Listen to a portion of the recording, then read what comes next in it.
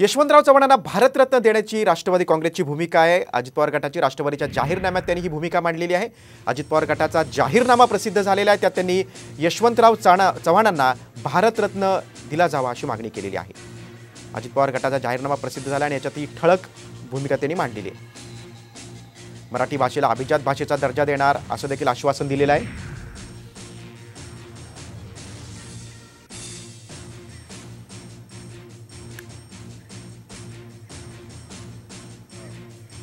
अभिजात भाषेचा दर्जा तसंच द्यावा, तसंच त्याकरता मी पाठपुरावा करणार।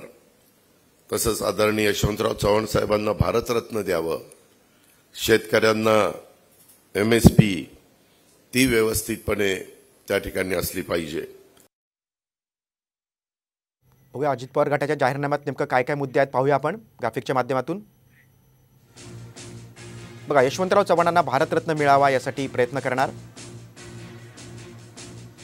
मराठी भाषेला अभिजात भाषेचा दर्जा देणार, उर्दू माध्यमाच्या शाळांना सेमीचा दर्जा देणार,